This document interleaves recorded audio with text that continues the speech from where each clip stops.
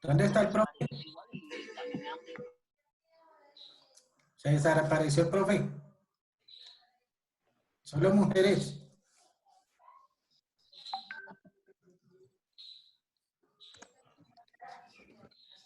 Muy buenas noches. Buenas noches, ¿Cómo profe. están? Profe, buenas noches. Buenas noches, profe. Muy buenas noches. Buenas noches, profe, ¿cómo le va? Muy bien, ¿cómo van? Bien. Buenas noches, doctor. Bien, bien, excelente.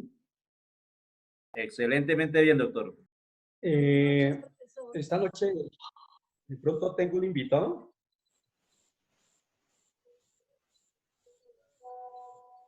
De un defensor público para que nos comparta sus...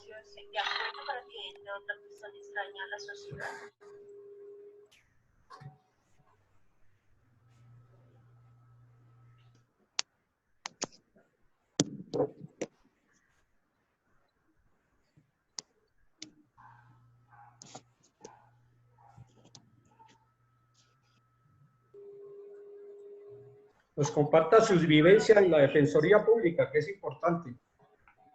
¿Listo? Vamos a ver si puede asistir. ¿Cómo están? Bien, doctor, gracias. ¿Me escuchan? Sí, señor. Sí, señor. Sí, señor, buenas noches. Buenas señor. noches, sí, señor. Pues, muy bien, Buenas profe. noches. Buen sonido, buen sonido. Buenas noches, doctor Ponce.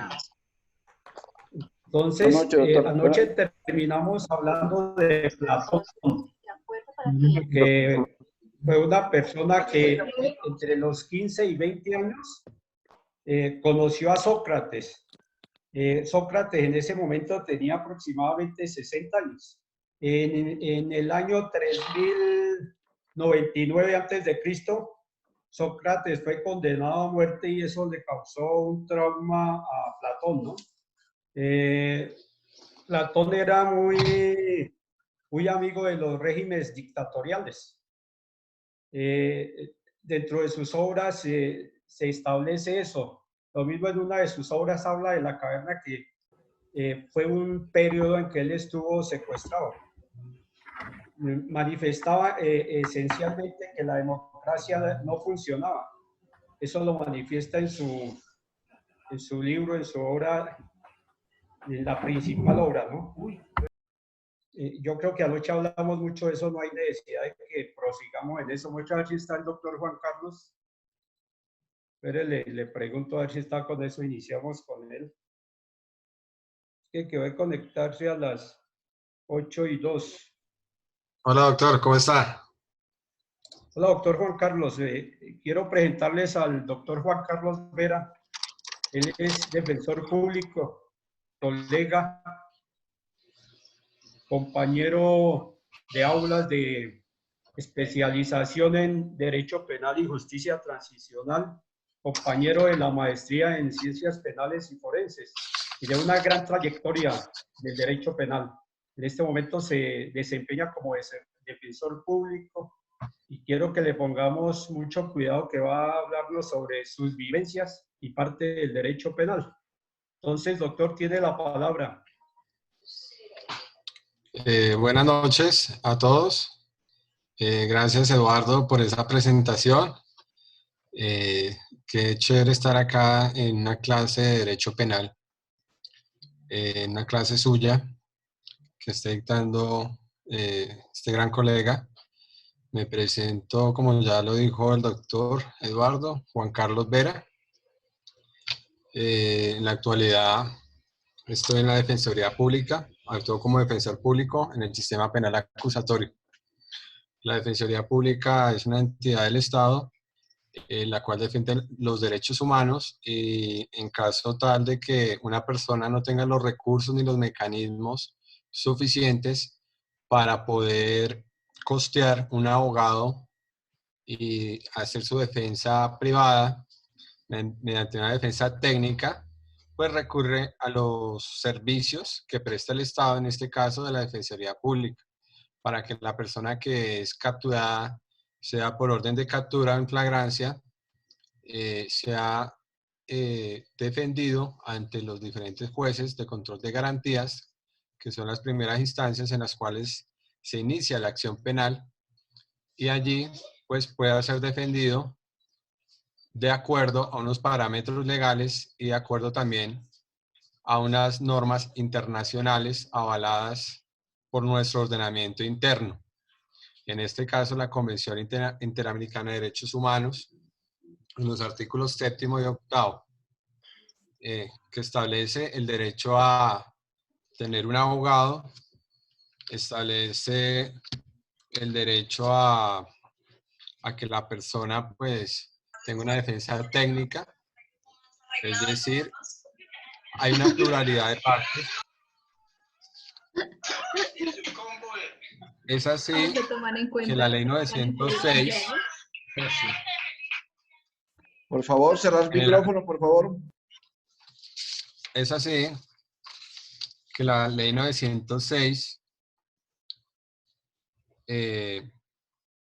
establece, la ley 906 de 2004 es nuestro ordenamiento de procedimiento penal.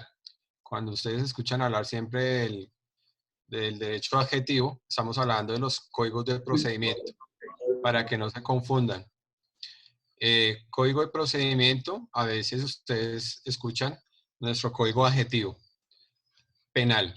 Es allí cuando se está hablando de nuestra ley de procedimiento penal, en este caso ley 906 de 2004, la cual creó un sistema penal acusatorio de tipo mixto adversarial, implementó la oralidad y, como les venía diciendo, allí existe nuestro derecho de defensa, en el cual dice que en el desarrollo de la actuación se debe respetar a la persona, su igualdad, que la persona tiene derecho a no ser obligado a declarar en contra de sí mismo, ni en contra de su cónyuge, compañero permanente o parientes dentro del 4º grado de consanguinidad o segundo de afinidad.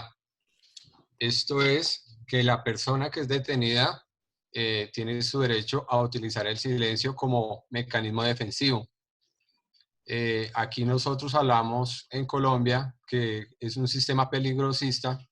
A veces la persona cuando mantiene y utiliza este derecho de defensa, numeral literal A del artículo 8º que les acabé de leer, siempre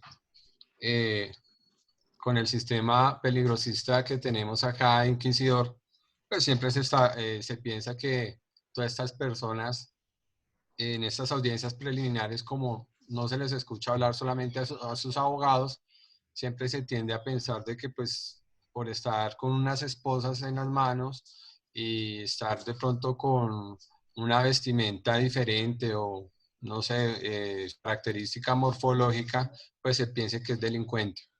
Pero en sí, este artículo 8º en este literal A, lo que nos demuestra es que un mecanismo defensivo es el que la persona detenida pues se quede callada y lo utilice como mecanismo defensivo, y es lo que traducimos al principio de inocencia. También tiene otro derecho, es la persona que es capturada. Literal B dice, no autoriza sin incriminar a su cónyuge, compañero permanente o parientes dentro del 4º grado de consanguinidad o civil o segundo de afinidad. ¿Esto qué nos establece? La autoincriminación, a veces cuando se le pregunta en sede de policía judicial, de fiscalía, a veces no se realizan entrevistas o no se realizan, la persona puede guardar silencio. En sede de imputación también nunca se le pregunta a la persona si quiere contar por qué razón ocurrieron los hechos o por qué situación se presentó un acontecimiento en el cual puede haber un actuar delictual. Entonces, tiene derecho a quedarse callado, a no autoincriminarse, a no aceptación de cargos en el caso de la imputación. Cuando habla el literal que acabé de hablar sobre los compañeros permanentes, los parientes dentro del 4º grado de consanguinidad o civil o segunda afinidad, esto ocurre más que todo en el juicio. En el juicio, a veces la víctima, como el caso de violencia intrafamiliar, también puede ser otros casos, pero si nos detenemos en el caso de violencia intrafamiliar, el señor que le pega a la esposa. Entonces, la esposa de la víctima y la que denuncia y la primera que va a juicio para dar su prueba testimonial, su declaración, su prueba testimonial. Entonces, como testigo, ella puede utilizar el mecanismo de no manifestar ninguna situación en contra del procesado, y pues esto ayuda mucho para las defensas, para que cuando no hay dicho de la víctima, pues los procesos salgan por duda razonable en sentencias absolutorias. Cuando el procesado es utilizado como una persona, un testigo para incriminar a una banda u otros hechos delictuales donde participa de pronto familia, lo mismo no está cuando hay el esposo, la esposa, hasta el cuarto grado de consanguinidad, y hasta el segundo de afinidad, pues no está obligado uno para declarar en contra de estas personas. El contenido de las conversaciones tendientes a lograr un acuerdo para la declaración de responsabilidad en cualquiera de sus formatos o método alternativo de solución de conflictos, el numeral del artículo 8º, que es otro derecho que tiene la persona que es detenida. Allí nos demuestra que cuando nosotros estamos en el sistema penal acusatorio, existe un acápite y un concepto de lo que se llaman los acuerdos o preacuerdos en el sistema penal acusatorio entre defensa y fiscalía. En este sistema se le llamó justicia premial. La justicia premial significa en el sistema penal acusatorio que yo, cuando accedo a aceptación de cargos, a que me hagan una rebaja y con la obligatoriedad de una indemnización a mi víctima, pues puedo celebrar unos preacuerdos o negociaciones con la fiscalía. Esos preacuerdos y negociaciones no interviene el juez natural. En este caso, estos preacuerdos siempre se llevan fuera de la sede del despacho judicial de conocimiento. Es decir, se lleva en sede de fiscalía, en la cual es un formato que ellos tienen, la Fiscalía General de la Nación, que se llama Preacuerdos y Negociaciones, y allí, bajo los preceptos del Código de Procedimiento Penal, en el acápite de preacuerdos y negociaciones, se puede determinar la posibilidad de que la persona acceda a una rebaja de pena y la obligatoriedad de indemnizar a la víctima cuando haya habido un enriquecimiento por parte del indiciado. ¿Qué nos quiere decir este derecho de que estos acuerdos o negociaciones no serán utilizados en contra futura en un posible juicio? Todos los acuerdos y negociaciones no son siempre avalados por parte del juez natural. ¿Quién es el juez natural para ustedes? Siempre cuando le hablan de juez natural es el juez de conocimiento, que es el juez de conocimiento que puede ser penal municipal o el juez de conocimiento penal del circuito o el juez de conocimiento especializado, de la jurisdicción especializada, ¿sí? Para los delitos de la justicia especializada. Cuando esos preacuerdos no salen adelante, porque cuando se llevan ante un juez para una audiencia de aprobación e improbación del preacuerdo de la negociación, entonces, si se llegase a improbar por parte del juez natural, aquí nos dice que es un derecho de que todos estos preacuerdos o negociaciones no se utilizarán como situación de que ya usted, como iban a ser una persona que le va a beneficiar un preacuerdo, pero no se logró, significa que era porque usted de pronto posiblemente es altamente culpable o probablemente culpable. Entonces, en un juicio, un juez natural no puede coger estas situaciones de la posibilidad de hacer negociación o preacuerdo, y en caso de que no se logre un preacuerdo, una negociación, y se continúe un juicio en la acción penal, no se ha utilizado en contra de la persona investigada, el indiciado, el imputado, el acusado o el procesado. Todas estas denominaciones determinan a la misma persona que está siendo investigada. Lo que pasa es que hay unas etapas procesales y en cada etapa la persona que se le está investigando puede tener un concepto o va cambiando en la forma en que se le nombra. Por eso escuchamos del indiciado, que es antes de imputación. Después de que una persona es imputada, ya se le puede hablar que es el imputado. Cuando se celebra la audiencia de acusación, a veces nosotros los defensores le llamamos el acusado, o nosotros, más que todo la fiscalía y el juez. Y generalmente, de la ley anterior, venimos con un término también que le decimos el procesado. Otro de los derechos y garantías que tiene una persona detenida en nuestro artículo 8 de la ley 906, el literal E, es ser oído, asistido y representado por un abogado de confianza o nombrado por el Estado.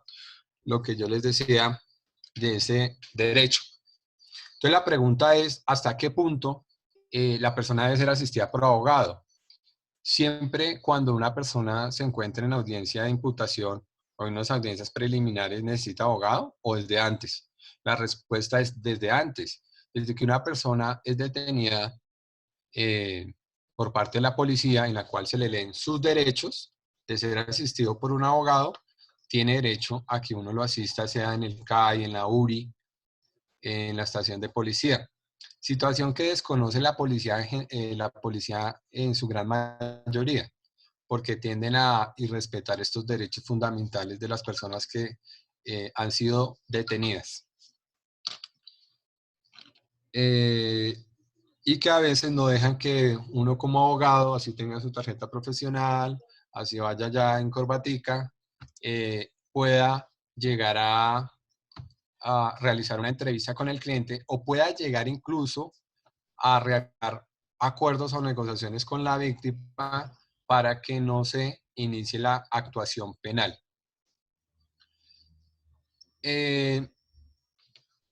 Cuando ustedes me escuchan que siempre digo la actuación penal o la acción penal, es precisamente en nuestra ley 906 de 2004 que determinó el proceso penal, que antes era escritural, que se llevaba todas las actuaciones con máquina de escribir, después con computador, y que se empezaron a llevar todas las actuaciones en unos cuadernos que eran el original o cuadernos de copias.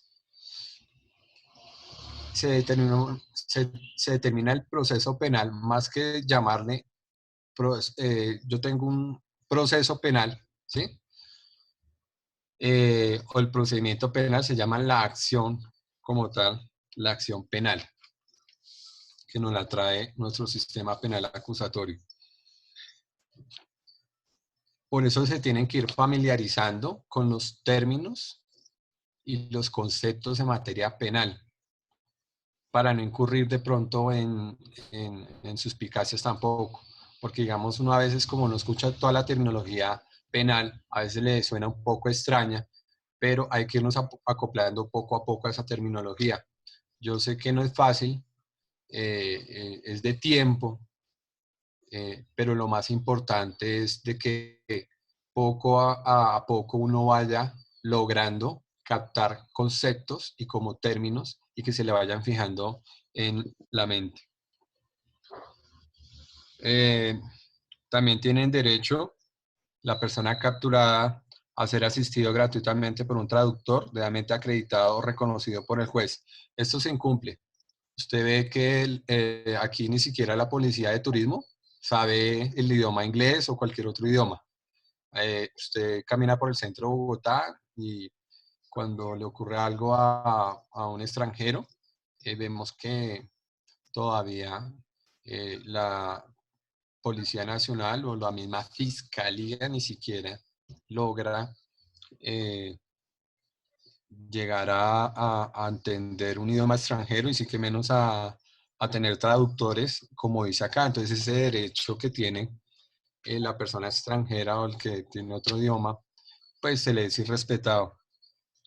Tener comunicación privada con su defensor antes de comparecer frente a las autoridades. Aquí vuelve y repite en el literal G, en este artículo 8 de la ley 906, de que la comunicación con su abogado debe ser privada. ¿Qué quiere decir con ello? Cuando ustedes asistan a una persona que está detenida, siempre está el policía al lado o está el fiscal al lado. Entonces usted tiene un derecho a decirle, me hace un favor, se retira tanto al fiscal como a la policía o a la gente del CTI, sabiendo que ese es un derecho. Y ellos tienen que retirarse o si no, usted pues, no puede hacer la entrevista, porque en ese momento de entrevista es una situación muy personal, muy personalísima, en la cual usted le pregunta a la persona detenida qué está, por qué fue capturado, qué estaba haciendo, qué edad tiene, si es mayor de edad, si tiene documentación, si tiene familiares, si tiene domicilio, lo que se llama el arraigo. Y lo más importante es saber si la conducta punible, él tiene conocimiento quién fue el autor o el posible perpetrador de una comisión, de un hecho que está siendo investigado. Entonces, si una persona le revela a uno que sí participó en un hecho y está una persona de un agente policial o de una agente del CTI, etcétera, etcétera, pues no es debido que escuche este tipo de conversaciones. En el literal H, uno de los derechos de las personas capturadas es conocer los cargos que les sean imputados, expresados en términos que sean comprensibles, con indicaciones precisas de las circunstancias de tiempo, modo y lugar. Entonces, dentro de la audiencia, las primeras audiencias que se celebran siempre ante una instancia que se llaman los jueces de control de garantías.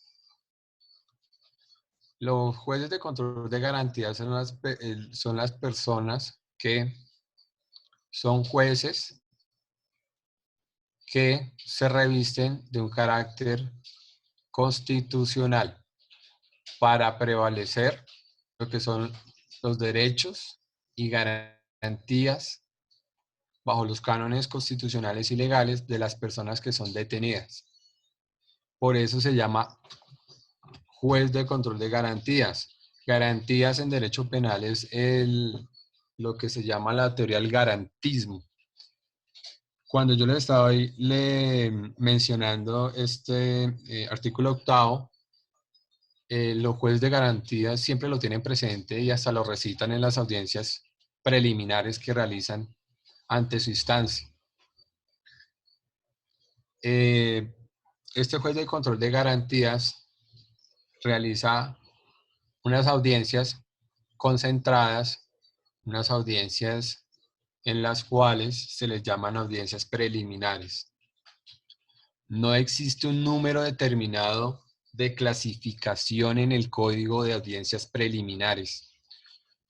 Solamente yo sé que ustedes de pronto han escuchado lo que son las audiencias de legalización de captura, audiencia de imputación y audiencia de solicitud de medida de aseguramiento, lo que le llaman mal llamado el triple combo. Pero no, las audiencias preliminares no se circunscriben solamente a esos tres tipos de audiencias. Por lo general, cuando una persona es capturada, son las mínimas audiencias que se le hacen a una persona capturada.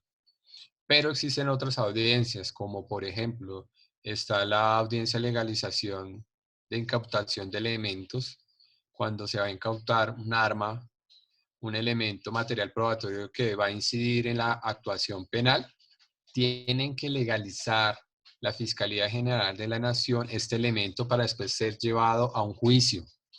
Aquí, en el sistema penal acusatorio, no están legalizando diferentes elementos que llevan a juicio. Por lo tanto, eso se torna en ilegalidad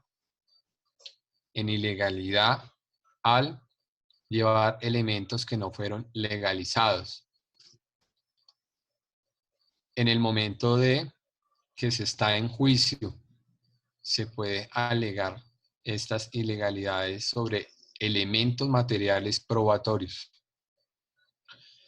Existen otras audiencias también cuando se solicitan permisos de trabajo para personas que están detenidas en domiciliaria,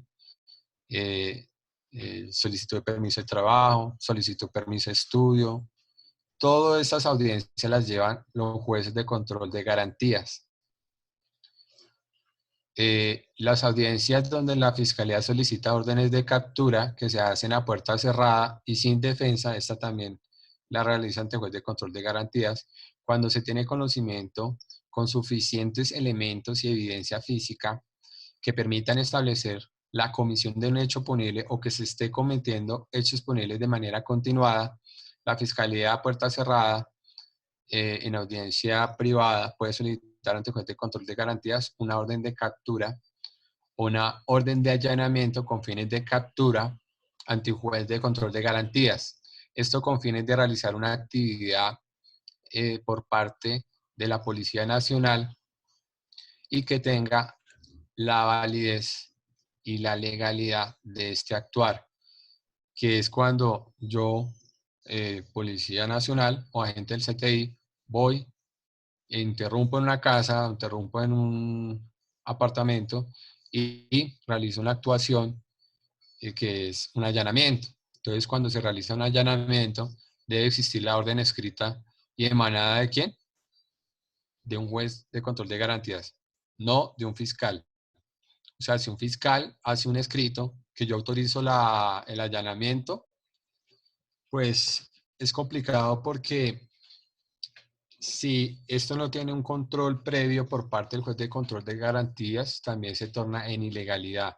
Y todo elemento que sea incautado en un allanamiento, pues se torna en ilegalidad. En este literal H que se habla de conocer los cargos que le sean imputados. Doctor Juan Carlos, Sí. tienes el sonido entrecortado, doctor. ¿Sí? Sí, sí. ¿Están diciendo? No, te escuchamos. No, ¿sabes qué? Me gustaría que les comentaras cómo han sido las audiencias que has llevado por este medio, las actuales, en esta pandemia que vivimos. ¿Cómo te ha ido con esas audiencias, doctor? Ahorita con los decretos que salió por parte del gobierno nacional, solamente se están haciendo audiencias con privado de la libertad y son virtuales. Entonces, el fiscal está en la casa, el juez está en la casa, la persona detenida está en la URI, en la estación de policía o en el CAI y el juez también en la casa. Y se están haciendo audiencias, las audiencias preliminares ante juez de control de garantías. Estas, pues, igual se hacen por varios sistemas, por Teams, por Zoom, por RP1. Y pues lo único que se está realizando es estas actuaciones de las personas que se encuentran privadas de la libertad porque han cometido un hecho delictivo. Posiblemente solo existen dos formas para detener a una persona, que es por captura en flagrancia o cuando se captura por una orden. Son las dos únicas alternativas que existen en Colombia para detener y privar de la libertad a una persona, a un ciudadano. ¿Y a dónde Entonces, están siendo enviados, doctor? si se les dicta la medida de aseguramiento. Ahorita en este momento hay un problema de hacinamiento en las cárceles. Hay un problema de enfermedad en las cárceles. En la Picota existe hay varicela, viruela, aparte del COVID-19. En la cárcel Modelo, iniciando la pandemia, pues hubo un enfrentamiento con las personas del IMPEC, donde fallecieron como 25 internos.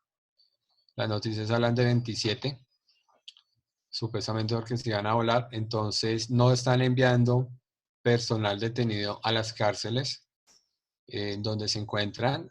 Se quedan en la URI, se quedan en la estación de policía. Pero allí también existe el problema de hacinamiento, porque todos los días hay detenidos, entonces estos sitios también se van llenando. Como es el caso, mañana tengo URI en Palo Quemado, Toberín Palo Quemado, entonces, pues si envían más personas a privarlos de la libertad en la solicitud de medida de aseguramiento, entonces van a hacinar más los establecimientos carcelarios y también están hacinando las URI, las estaciones de policía. ¿Y a ninguno le han dado prisión domiciliaria, doctor?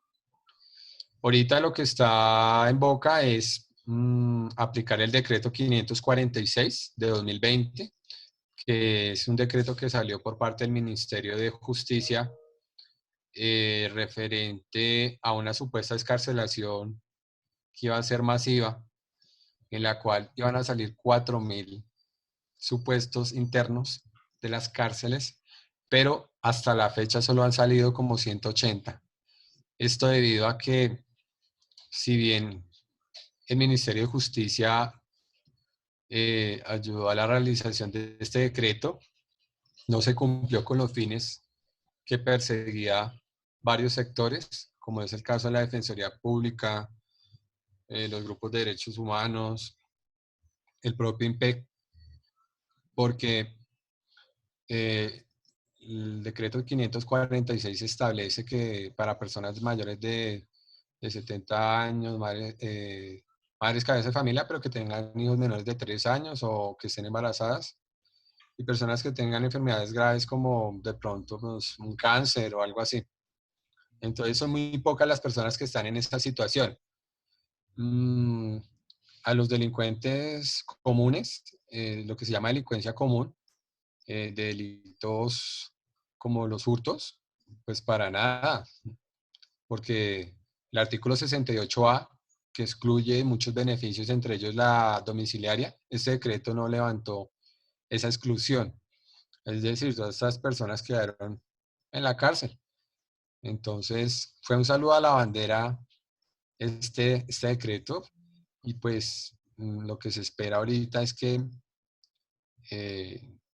pues se tomen otras medidas por parte del gobierno nacional y también se pronuncie la Corte Constitucional como un tema en el cual desde hace muchos años se ha pronunciado como uno de los estados de cosas inconstitucionales, que son la situación de personal que está privado de la libertad y que hay hacinamiento. ¿Cómo tienen establecidos los turnos la Defensoría Pública, doctor, en las URIs? Eso nosotros nos dividimos por unidades. Cada unidad, yo pertenezco a la unidad 11. Cada unidad participa mensualmente en un turno de URI, en una sede. Entonces, existen las sedes de URI Puente Aranda, La Granja, Toberín, Palo Quemado y Ciudad Bolívar. ¿Por cuántas horas es el turno? Mañana tenemos URI de Toberín y Palo Quemado. Entonces allá hay capturas masivas. Cuando sale de captura masiva es cuando hay una captura de grupos de personas. Han habido capturas masivas por las fiestas que hacen en bodegas o en billares. Entonces uno, a veces el vecino o alguien hace fiesta o algo y pronto no le pasa nada, pero sí está ocurriendo que han capturado en billares que cierran las puertas o bares o bodegas, varias personas que están incumpliendo las medidas sanitarias. Los venezolanos es una situación que están sin ley porque nosotros los defensores aprendimos a, a saber defender a una persona que es venezolana, entonces estas personas son indocumentadas, han pasado la frontera a Colombia, esto no se controló por parte de nuestro gobierno, por parte de nuestro ordenamiento jurídico tampoco. Entonces, las personas indocumentadas que están en Colombia, que son venezolanos, son bastantes. Si bien no todos los venezolanos vienen a hacer cosas malas, muchos de ellos trabajan, pero sí hay un grupo de indocumentados que se encuentran delinquiendo. Entonces, cuando se hace por parte de la Fiscalía General de la Nación la plena identidad de la persona, existe el concepto de plena individualización y plena identidad. Plena individualización es cuando yo digo, el señor es alto, delgado, tez trigueña, nariz así, las descripciones morfológicas. Esa se llama la plena individualización. Y la plena identidad es cuando yo digo, usted es mayor de edad, menor de edad y tiene una cédula. Y una información que me da su cédula. Y una huella dactilar que me da su cédula para identificar lo que es usted, que se llama Juan Carlos Vera. Entonces, cuando yo no tengo este elemento como Fiscalía General de la Nación, pues no estoy estableciendo plena identidad. Y todos los procesos se van para nulidad. Y todos los venezolanos ya conocen esa situación y vuelven a delinquir. Tenemos ese problema. Y nadie ha dicho nada. ¿Y cuánto tiempo dura el turno, doctor? ¿Cuántas horas? De 6 de la mañana a 10 de la noche. 12 horas. No sé. Casi 12. ¿No son 24 horas? Pues depende, digamos yo ahorita, sí hay 24 horas cuando hay disponibilidad de la noche. Entonces, digamos, yo estoy disponible esta noche y mañana continúo con el turno. Pero no a todos. El que está disponible solo se deja un disponible. Yo hoy estoy en disponibilidad, entonces hago noche y mañana todo el día. Pero solo se deja una persona en la unidad en esa disponibilidad. En la noche es raro que se hagan audiencias, pero ocurre que de pronto en la Justicia Especial de Adolescentes, una persona que está indocumentada, después por medicina legal o por otro documento, se sabe que es mayor de edad, entonces se pasa a palo quemado y ahí como se establece el término de las 36 horas, que es el término legal que una persona puede estar detenida, entonces para que no se cumpla y se pase más de ese término legal establecido por el Código de Procedimiento Penal, pues se corre para que se haga la audiencia antes del vencimiento de las 36, que puede ocurrir en la madrugada. Entonces, ahí es donde llaman a la disponibilidad, al disponible para realizar la audiencia. En la, Doctor, ¿y por qué los venezolanos no son deportados si no están identificados, si cometen delitos? esto tiene que ver con el tema de política criminal. Nuestro Estado colombiano ha sido carente y ha sido faltante en temas de política criminal. La política criminal es todos estos estudios técnicos, sociales, culturales, en los cuales el Estado adopta unas medidas que pueden ser de situación de pronto de crear una norma o establecer unos parámetros y mitigar un riesgo. Entonces acá lo que es Migración Colombia, ¿sí?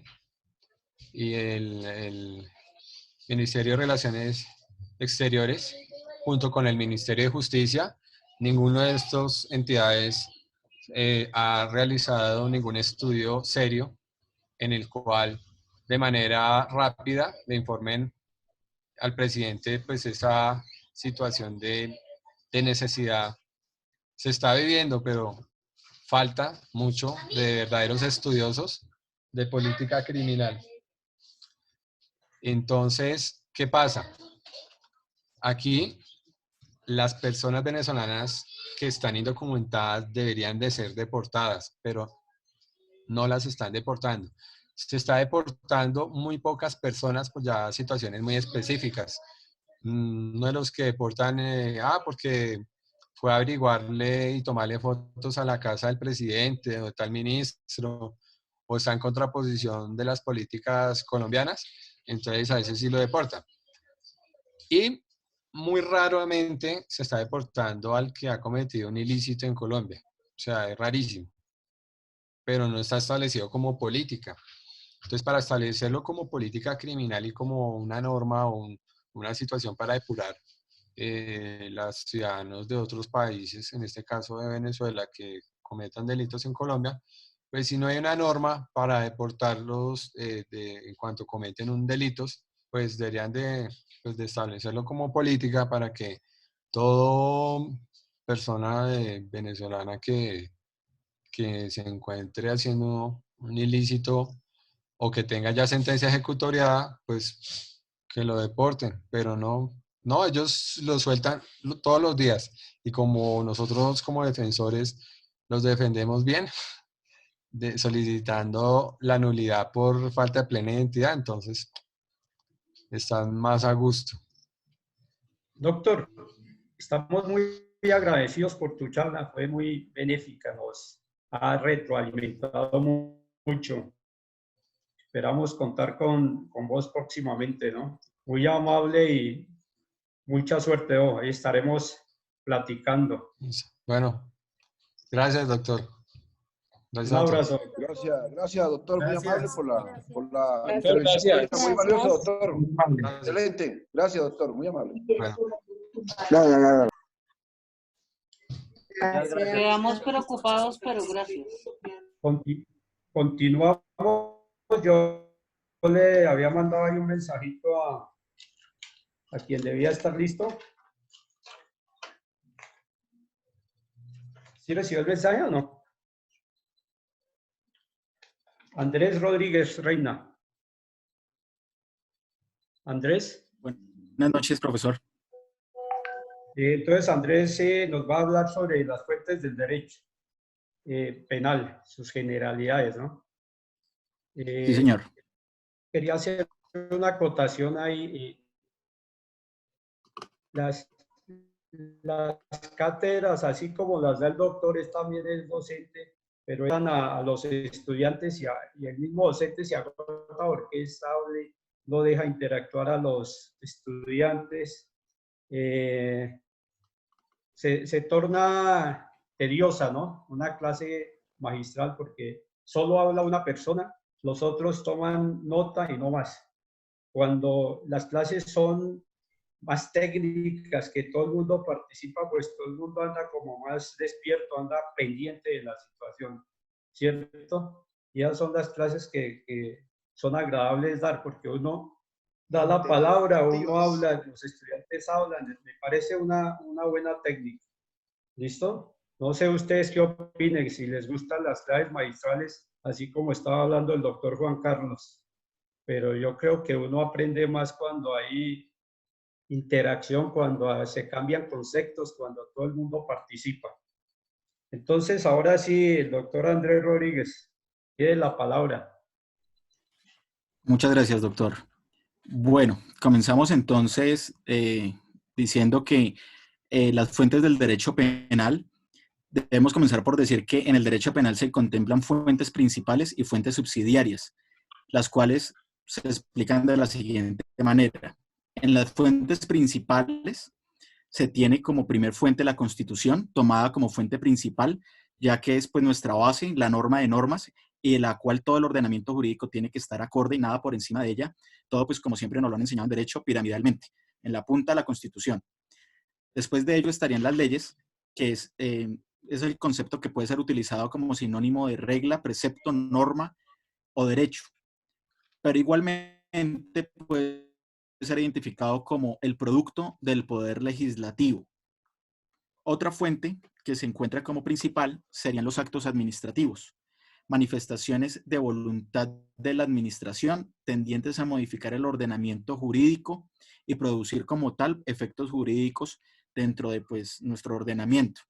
En consecuencia, se tiene que decir además que el acto administrativo será fuente principal de derecho penal en todos aquellos eventos en que parezca como criterio fundamental del tipo penal, pues el contenido esencial es la prohibición, es el elemento estructural de la tipicidad del comportamiento. Doctor, si está entrando bien el audio, perdón, es que he tenido como problemas con internet, pero sí me están Perfecto. escuchando. Como Sí, sí, te estamos escuchando. cuarto,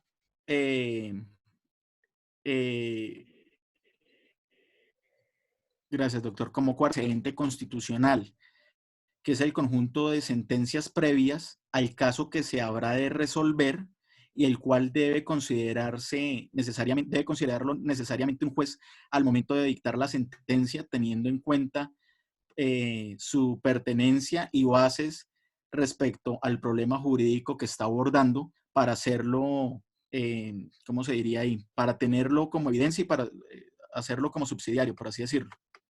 Estas serían las fuentes principales dentro del derecho penal en la investigación que yo realicé. Ahora bien, habrían como unas segundas fuentes que aunque no son principales, en este caso serían subsidiarias, en la cual se encuentra la costumbre, que como lo sabemos en derecho es la forma de actuar uniforme y sin interrupciones que por un largo periodo de tiempo adoptan los miembros de una comunidad con la creencia de que dicha forma de actuar responde a una necesidad jurídica y se volvería de esta forma obligatoria. Además, como otra fuente subsidiaria o segunda de la fuente del derecho penal, encontraríamos la jurisprudencia. Pues podemos comenzar por decir de jurisprudencia del concepto latino iuris prudentia, que se conoce como jurisprudencia al conjunto de sentencias de los tribunales y a la doctrina que contiene que se contiene, perdón. La jurisprudencia es una fuente del derecho compuesta por los actos pasados de los que se ha derivado la creación o modificación de normas jurídicas dentro de nuestro ordenamiento jurídico. Y para finalizar, en la investigación yo encontré que una subsidiariedad de fuente de derecho penal que es tomada, pues en lo que yo investigué, hablaba que en Colombia no tanto, pero que hay varios países del mundo que sí la tienen, en algunos como también principal, es el derecho internacional, que sería el conjunto de normas que rige las relaciones entre estados y otras entidades destinatarias de estas reglas. Además, los pronunciamientos adoptados por los órganos internacionales con el fin de acatar e interpretar un alcance jurídico, ya sea en el sistema universal o en un sistema interamericano, sea doctrina o jurisprudencia. Y pues sirve a los órganos constitucionales para tener el tema del criterio auxiliar de interpretación en cuanto a todo lo que es tomado como leyes de derecho internacional para ser tomados en casos puntuales en los que ya dentro del derecho penal se tengan que tomar. Estas, doctor Eduardo, fueron pues las fuentes del derecho que yo encontré, las principales y las subsidiarias. Perfecto. ¿Quién tiene lo de Jorge Eliezer Gaitán?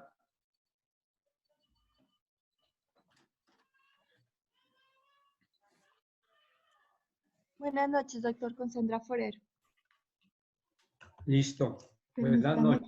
comparto la exposición, la presentación.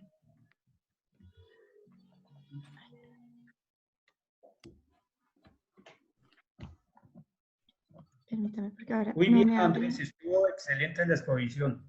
¿Listo? Muchas gracias, doctor Eduardo. Estuvo bien, bien, bien. Ay, permítame, que es que no me abre.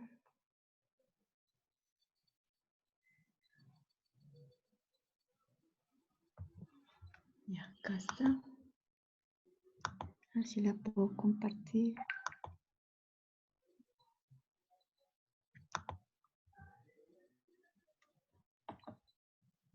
Ya, buenas noches a todos. Bueno, ¿pueden ver la exposición? Perdón, la Perfecto. presentación. Sí, Bien, señor. sí, señor. Entonces es Jorge Eliezer Gaitán y el positivismo.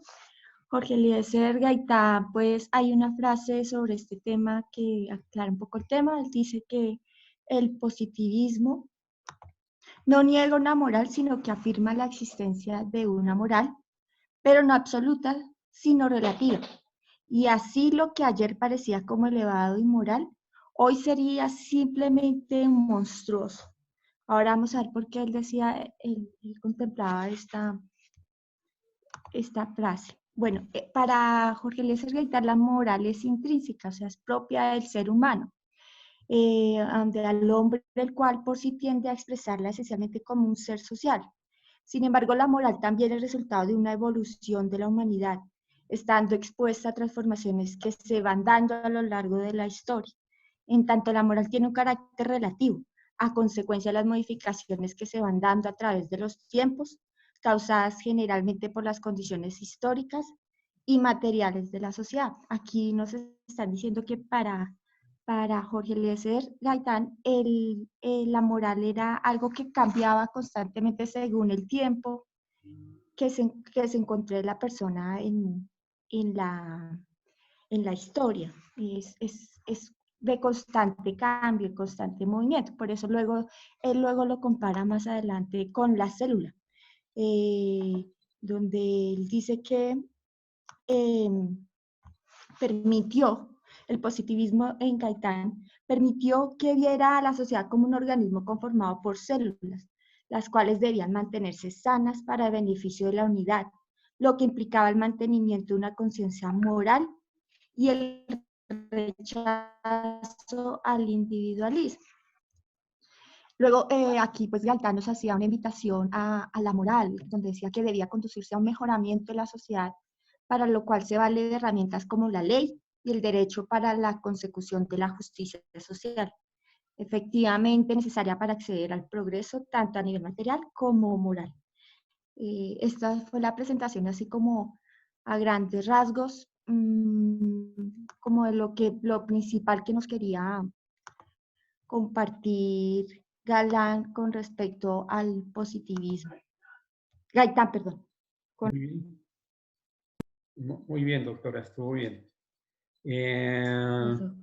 A ver, el doctor Jefferson, sobre la exposición que hizo el compañero sobre las fuentes del derecho que pudiste captar. Doctor, pude encontrar que la principal labor es la constitución jurídica, que las leyes es la norma del derecho y de las normas, y el administrativo dentro del ordenamiento será el derecho penal, y la jurisprudencia, conjunto de sentencias, fuente penal que tiene internacional a la fuente, que hay una fuente que Colombia no la aplica, que es la fuente penal internacional, y que está constituida por órganos de constitucional, ley internacional. Muy bien. Oscar Danilo Ávila, háblanos sobre las fuentes principales del derecho penal. Bueno, profe, buenas noches. Entonces, como las fuentes principales del derecho tenemos la Constitución Política, que en nuestro Estado colombiano es la Carta Magna. También tenemos las leyes, los actos administrativos y el precedente constitucional. Constitucional que pues nos podemos referir que son como las sentencias que han dictado con anterioridad sobre un hecho. Tenemos las subsidiarias, que la subsidiaria la constituye la costumbre, que pues en la costumbre se tiene que reflejar el tiempo, que sea repetitiva, que perdure en el tiempo, que sea repetitiva y aceptada por la sociedad, y también tenemos la jurisprudencia. Muy bien.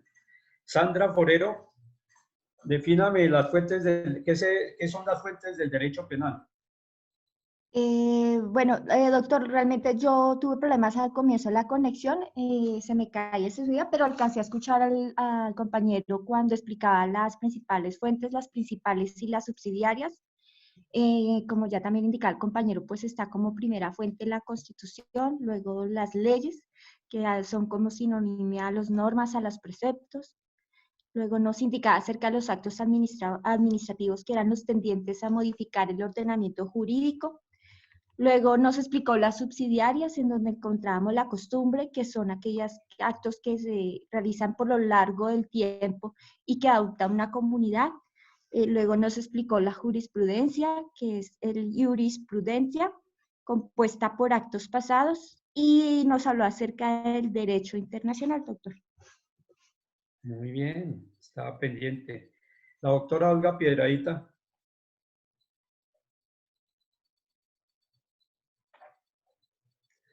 La doctora Samira Viviana.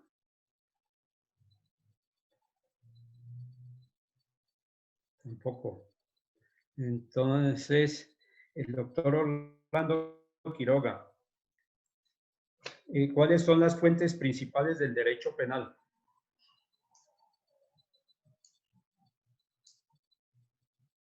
Doctor Orlando Quiroga. ¿Me escucha, doctor? Sí. Como fuentes principales tenemos la Constitución, las leyes, los actos manifiestos, o como actos administrativos, es lo que tengo por aquí anotado. ¿A dónde? ¿A dónde lo tiene anotado? En mi hojita. Muy bien. A ver, el doctor Jairo Laverde. El doctor Jairito. ¿No está? ¿Quién, perdón, doctor? Jairo Laverde.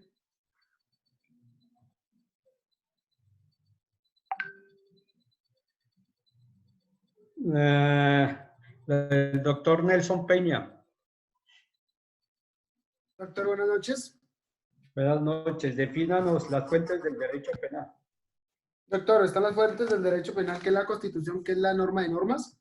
Están las leyes, que son las reglas, el derecho, el poder legislativo. Están los actos administrativos, que son la parte de, o que los entes administrativos como fuente del derecho. Están las fuentes subsidiarias, que está como la costumbre, el naturalismo, que está la jurisprudencia, que son las sentencias, doctrinas, actos del pasado que brindan una guía. Está como y está como también el derecho internacional, doctor. Muy bien. El doctor Jorge Pavón. ¿Cuáles son las fuentes principales del derecho penal? Las fuentes del derecho penal, entonces tenemos las principales, la Constitución, norma de normas, ley de leyes, por consiguiente las leyes, luego los actos administrativos y el precedente constitucional. Y las subsidiarias también, doctor. Perfecto, sí. Las subsidiarias, pues, la costumbre, la jurisprudencia, y el doctor nos habló de una poco usada en Colombia, pero pues en otros países sí, que es pues las normas internacionales o los tratados, digamos, las leyes internacionales, que se puedan adaptar a los casos penales. Muy bien. El doctor Luis Páez. Doctor, buenas noches. Buenas noches. Defínanos qué son las fuentes del derecho penal. Las fuentes del derecho penal, hay dos clases que son las principales y las subsidiarias. Las principales están la Constitución, las leyes, el acto administrativo y procedente constitucional. En las subsidiarias está la costumbre, la jurisprudencia, el derecho internacional. Muy bien, muy bien. Fabián Suárez. Qué pena, buenas noches con Samira. Se me llamó hace un momento, pero me está molestando la aplicación. Samira, ¿y alcanzaste a escuchar la pregunta? No, doctor, no, señor. Háblanos sobre las fuentes del derecho penal. Bueno, doctor, tengo que las fuentes principales está la Constitución, las leyes, los actos de manifiestos, está la fuente subsidiadas, que está la costumbre, la jurisprudencia y el derecho internacional, doctor. Muy bien. Ahora sí, Fabián. Hola, doctor, buenas noches, ¿cómo está? ¿Cómo está, doctor Fabián? ¿Qué tal? Lo mismo, ¿sí? Las fuentes del derecho, Las principales, sí. las principales, la Constitución política como principal, luego siguen las leyes, actos administrativos después, y los precedentes constitucionales. Muy bien. Doña Luz Dari, ¿cuál es la principal fuente del derecho penal? La Constitución, profe. Muy bien. Normas de normas. Muy bien, muy bien. A ver, Catalina. Catalina Espinel. Sí, señor. Háblanos, Buenas noches, profe. ¿qué son las fuentes del derecho penal? Las fuentes del derecho son la Constitución, leyes, las normas, los preceptos, los actos administrativos y fuente subsidiaria, la costumbre, la jurisprudencia y las normas internacionales. Muy bien. Estaban poniendo mucho cuidado. A ver, don Juan Macías, haznos un recuento de las fuentes del derecho penal. Doctor, buenas noches compañeros. Está la doctrina, los principios generales del derecho, la costumbre y la jurisprudencia.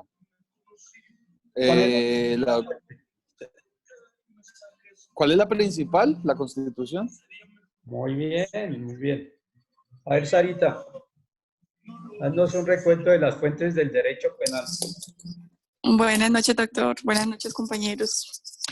Bueno, en las fuentes del derecho penal, las principales tenemos la Constitución, que es la norma de normas, la más importante del Estado, las leyes, que es el poder legislativo, los actos administrativos, que es la voluntad de la administración para modificar esos ordenamientos jurídicos, el precedente constitucional, que son las sentencias previas de los legisladores, y subsidiarias tenemos la costumbre, que responde y genera como un complemento a esos vacíos normativos que están dentro de la legislación, la jurisprudencia, que son las sentencias o los actos previos que ya se habían otorgado, y el derecho internacional, que son las relaciones entre estados y que son adoptados por órganos internacionales. Muy bien, Sarita, estuvo estupendo esa respuesta.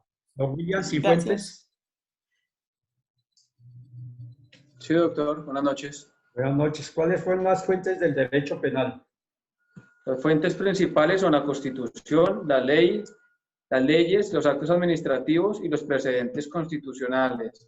Y los subsidiarios son la costumbre, la jurisprudencia y el derecho internacional entre estados, que es un sistema universal. Muy bien. Doña Nubia, ¿cuál es la principal fuente del derecho penal?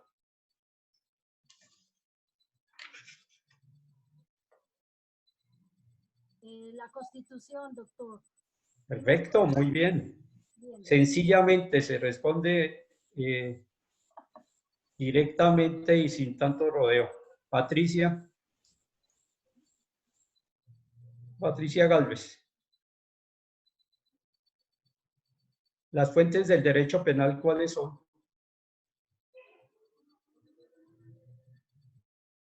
No te oigo. No te escuchamos. Sí, ¿Tiene apagado? ya, otra vez, ¿cómo es? Las fuentes del derecho penal. Entonces están las principales y las subsidiarias. Entre las principales encontramos la Constitución política, las leyes, los actos administrativos y los precedentes constitucionales. Todo esto aplicado en el criterio fundamental, que es la tipicidad del acto. Y entre las subsidiarias, la costumbre, la jurisprudencia y la doctrina. Muy bien. Y una adicional, que sería el derecho internacional, pero eso no se aplica en todos los países. Son los que tengan convenios. Solo los que tengan convenios, sí.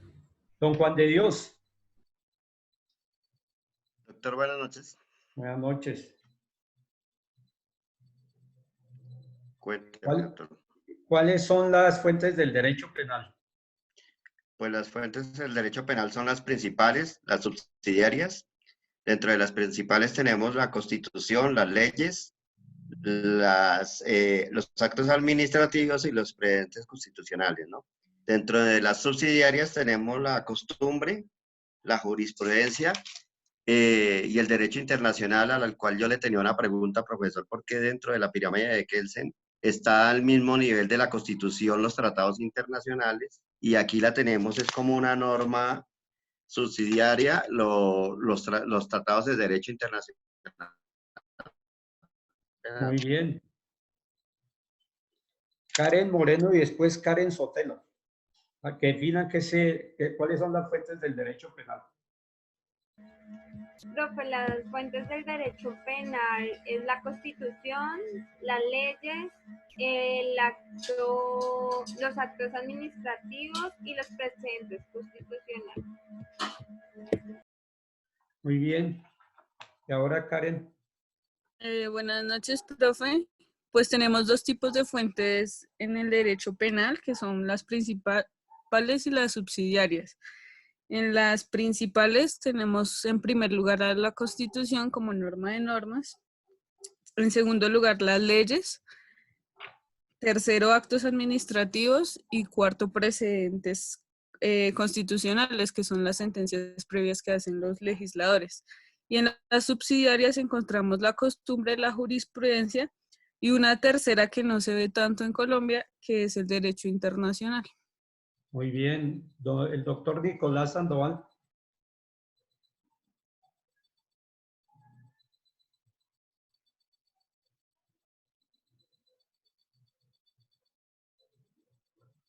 Buenas noches, doctor. Buenas noches. Sí, señor. ¿Cuáles son las fuentes del derecho penal? Bueno, las fuentes del derecho penal tenemos las fuentes principales y las subsidiarias. En las principales tenemos la Constitución política, que es la norma de normas, tenemos las leyes, los actos administrativos y los precedentes constitucionales, que hacía referencia a las sentencias. Y para las subsidiarias tenemos la costumbre y la jurisprudencia, y el derecho penal internacional, que en Colombia no se aplica. Bien. Valentina Bautista. ¿Cuáles son las fuentes principales del derecho penal? La Constitución, las leyes, los actos administrativos y los precedentes constitucionales. Muy bien, muy bien. Bueno. Quería comentarle, o sea, ya yo creo que las fuentes del derecho penal están claras. Estamos llevando, como está la programación de penal general, pero yo en todo caso estoy metiéndole cositas ahí para no llevar el ritmo ahí como pegado a la letra. Hemos llegado a lo que es el combo. William Arbolea, cuéntanos cuáles son las fuentes del derecho penal. William. No te escuchamos. Las fuentes del derecho, profesor, son dos, las principales y las subsidiadas. Entonces está la Constitución, las leyes, los actos administrativos y los precedentes constitucionales en las principales. Y en las subsidiadas tenemos costumbre, jurisprudencia, doctrina y decretos internacionales que, como usted dijo, no se aplican en todos los países. Muy bien, muy bien. Entonces les estaba comentando, estamos llevando el programa, pero estamos combinándolo con las situaciones que se presentan con el Código Penal y Código General del Proceso. Sí, yo estoy retroalimentando todos los conceptos que hemos dado. La historia del derecho penal es supremamente importante porque uno generalmente no ha escuchado a Aristóteles, pero realmente no sabe cuál es su doctrina, y dentro del derecho penal es importantísimo para que uno mire que en la actualidad se aplican muchas de sus teorías, ¿no? Entonces, vamos a seguir con el derecho penal subjetivo y sus límites. ¿Quién tiene esa exposición? Aquí, para no buscar aquí el nombre. El derecho penal subjetivo y sus límites. ¿Quién lo tiene? Profesor, ya pasó, fue la que yo hice, Jorge Serna. No la expusieron. Entonces sigue la teoría del delito. Jorge Serna la hizo, sí. Sí, doctor, buenas noches, con Nubia Alonso. Me corresponde. ¿Quién habla? Nubia Alonso. ¿Sí se escucha, doctor? Se escucha muy suavecito. Nubia Alonso, doctor, ¿ya? Sí, sí, toca es que pongamos mucho cuidado, por favor. Siga, La doctora Nubia. Gracias, doctor. La teoría del delito. Bueno, para poder dar la exposición de la teoría del delito, primero tenemos que saber qué es un delito. Un delito es un comportamiento, ya sea por propia voluntad o por imprudencia. Resulta contrario a lo establecido por la ley. El delito, por lo tanto, implica una violación de las normas vigentes, lo que hace que merezca un castigo o una pena. Entro a especificar lo de la teoría del delito. La teoría del delito es aquella teoría que pieza a pieza elabora el concepto básico y perfila los diferentes elementos esenciales comunes Si a querés, todas las formas. perdóname, si querés pegar más la boquita al micrófono para que se pueda escuchar Doctor, más público. me toca quitar, entonces me retiro un momentico para poder tenerlo así, porque Eso si no, ahí. no me... ¿Así? Exacto. Listo, doctor. La teoría del delito. Dice, la teoría del delito es aquella teoría que pieza a pieza elabora el concepto básico y perfila los diferentes elementos esenciales comunes a todas las formas de delito. Esta teoría es de creación doctrinal. Históricamente se puede hablar de dos enfoques principales que son la teoría causalista del delito y la teoría finalista del delito. Para la explicación causal del delito, la acción es movimiento voluntario físico o mecánico que produce un resultado previsto por la ley penal sin que sea necesario tener en cuenta la final que acompañó a dicha acción.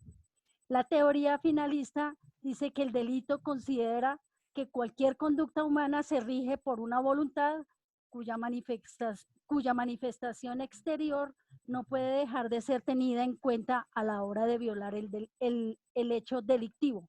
La mayoría de los países de la tradición jurídica de derecho continental utilizan la teoría finalista del delito. Quizás la aportación más significativa a la teoría del delito del fundamentalismo moderno sea la teoría denominada teoría de la imputación. Dentro de la teoría del delito tenemos seis elementos que son muy válidos para el análisis del delito. Primero, es el sujeto, es la persona que interviene en la ejecución del delito y dentro de este sujeto hay un sujeto activo y un sujeto pasivo. El sujeto activo es aquella persona que puede cometer un delito penal y el sujeto pasivo es aquella persona que sufre el delito. La segunda teoría es el segundo elemento es la acción u omisión. El concepto de acción engloba también el de omisión en tanto en cuanto puede existir una conducta en la que se evita con una omisión la circunstancia de una acción concreta. Se puede definir la omisión como la conducta que consiste en la abstención de una actuación que constituye un deber legal. Tercer elemento, la tipicidad. La tipicidad es el encuadramiento de la conducta humana en el tipo penal. Así, cuando la ley dice en el artículo dedicado al homicidio que el que matare a otro se está tipificando la conducta de dar muerte a otra persona. Cuarto elemento es la antijuricidad. Es aquel desvalor que posee un hecho típico contrario al ordenamiento jurídico. La antipicidad es lo contrario al derecho. La quinta es la culpabilidad. La culpabilidad es la característica del sujeto para que se le impute a título de culpable un determinado hecho típico antijurídico. Y para finalizar, la penalidad o punibilidad. La penalidad o punibilidad supone la imposición de una pena cuando estamos en presencia de los demás elementos del delito. Los jueces son los únicos que están legitimados para la imposición de la pena cuando un hecho sea típico, injusto y culpable. La consecuencia evidente será la aplicación de una pena. Listo, doctor. Listo. ¿Y qué conclusión sacas de la teoría del delito? La conclusión de la teoría del delito, doctor, es que hay que seguir unos pasos encaminados a poder señalar si verdaderamente se cometió el delito o no, y esto nos conlleva a usar los elementos del delito para poder concretar eso. Muy bien, estuvo muy bien la exposición. Gracias, doctor. En principio sin sonido, pero estuvo muy bien. Don Juliet Dubin. Sí, doctor. Háblanos sobre la teoría del delito. Bueno, doctor, dice que la definición del delito es un comportamiento que, ya sea por propia voluntad o por imprudencia, resulta contrario a lo establecido en la ley.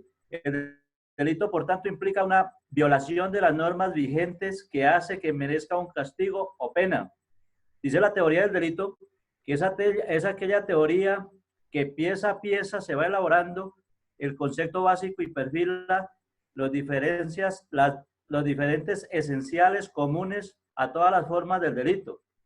Esta teoría es la creación doctrinal, aunque está basada en preceptos legales, trata sobre los elementos o requisitos de todos los delitos entendidos como institución general, y dice que ellos se dividen en tipos de sujetos: la acción o conducta, tipicidad, antijuricidad, culpabilidad y punibilidad. Aunque la teoría del delito se complementa, aceptada si existen diferencias en cuanto a las relaciones entre los elementos y los componentes de cada uno de ellos. Y entonces habla de las teorías causalista y la segunda teoría finalista del delito. Y dice que más recientemente esta teoría tiene la teoría funcionalista, que es en la cual se concluye un punto de encuentro entre las finalistas y causalistas. En la mayoría de los países de la tradición jurídica del derecho continental utilizada teoría finalista del delito, concepto injusto personal propio de la finalista. Para las aportaciones de política criminal de un concepto funcionalista del delito orientado a las consecuencias. La teoría del delito del funcionalismo moderno se ha denominado teoría de la imputación objetiva, que introduce el concepto de riesgo en la tipicidad y habla de los elementos de la teoría del delito, y habla de 6 elementos, y dice que los sujetos hay un sujeto activo, que es aquel que comete la conducta punible, y que puede ser autor directo, autor intelectual, coautor, cómplice, encubierto, autor mediato e inductor. Y el sujeto pasivo, que es sobre la persona sobre la cual recae la acción. Habla también el segundo de la acción u omisión, y dice que son los delitos que se cometen porque, teniendo un deber legal de realizar un acto, no se hace, y dice que puede ser omisión propia o omisión impropia.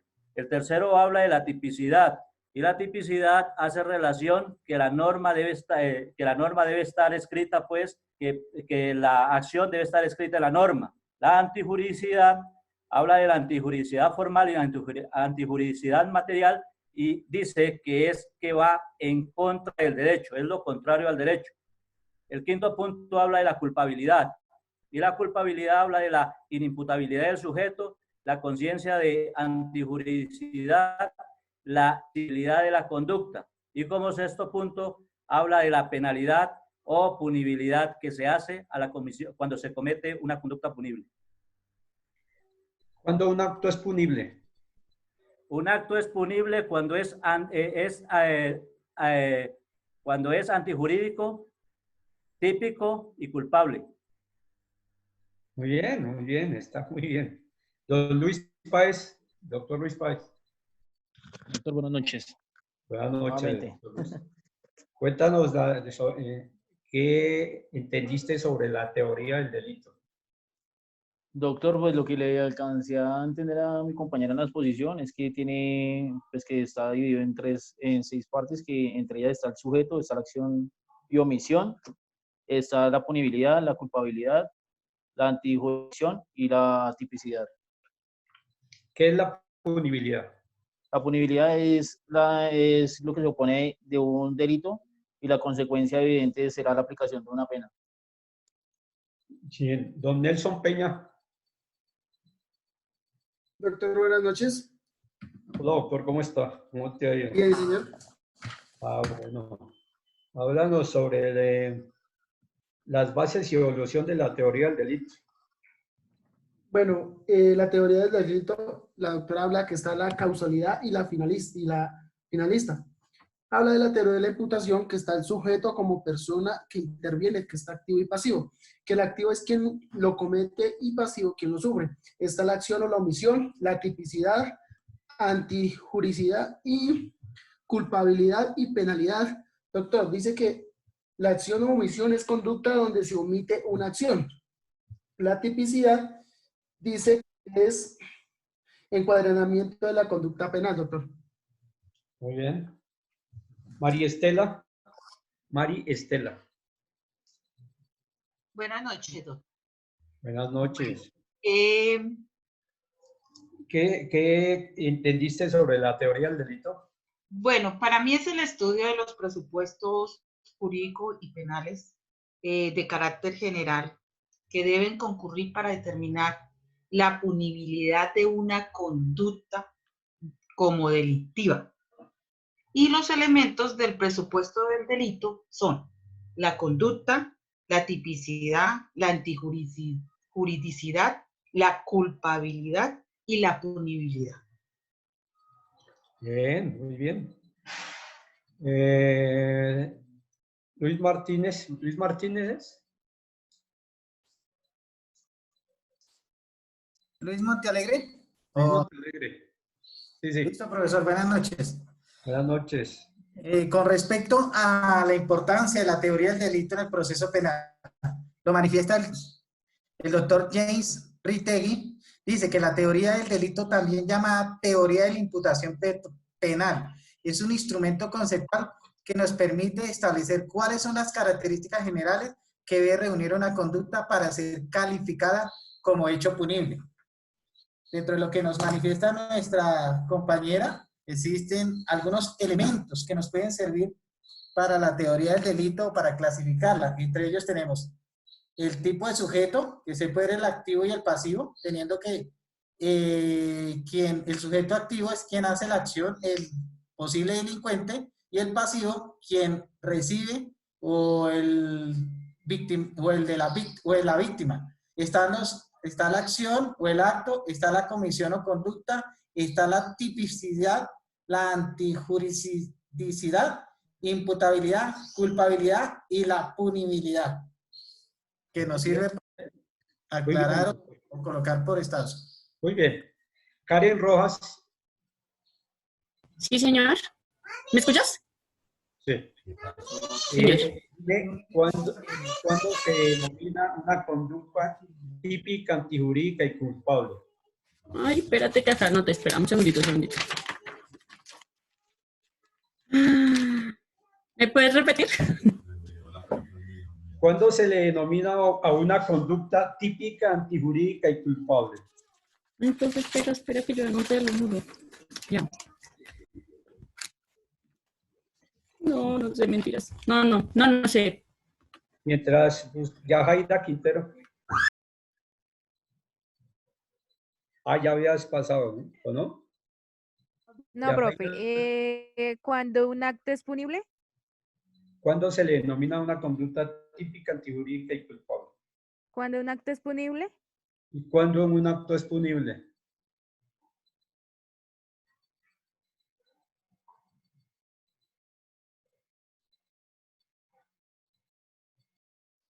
Joan Rendones. Joan. Doctor, buenas noches, ¿cómo está? ¿Cómo está, doctor? ¿Cuándo una conducta se le denomina típica, antijurídica y culpable? Cuando identificamos como tal el delito. ¿Y cuándo se identifica como tal el delito? Pues, cuando tiene la tipicidad, la antijuricidad y obviamente la culpabilidad, doctor. Muy bien, está bien. No sé quién más. Ya habló William. Pasemos a la otra cara, a ver. Karen Sotelo no ha hablado, ¿cierto? A ver, Sí, Karen, claro, profe. ¿Me escuchas? háblanos sobre la teoría del delito. Bueno, profe, nuevamente. No, tú no. Pues, Ryan Molano. Sí, señor profe, cuénteme. Háblanos sobre la teoría del delito. Bueno, profe, la teoría del delito dice que el delito es el comportamiento o voluntad que va contrario a la ley. Dice que la teoría del delito tiene dos teorías, que es la causalista y la finalista. También dice que tiene ciertos elementos, entre ellos está el sujeto, la acción u omisión, la tipicidad, la antijuricidad, la culpabilidad y la penalidad o punibilidad. Bien, bien. Lina Quimbayo.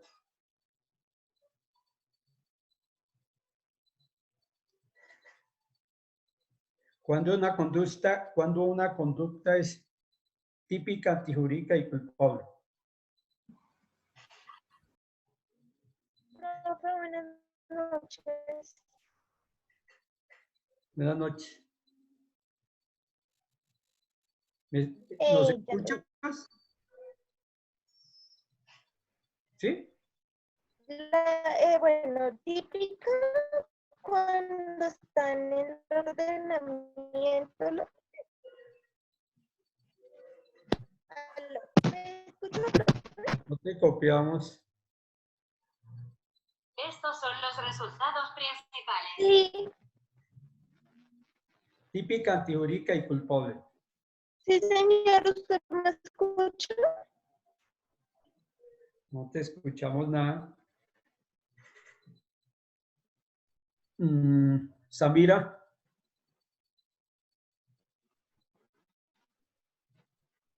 Tú no has hablado. Profe, ¿me Es que no te escuchamos. O sea, se oye entrecortado. Si quieres apaga el micrófono y ya volvemos a retomar. ¿Listo? Sí, doctor. Sí, yo ya había hablado. Sí, señor. ¿Hoy? Sí, doctor. Yo le dije a su merced sobre las fuentes del derecho penal. Ah, pero de la teoría del delito no has hablado. Ah, sí. No, no, señor.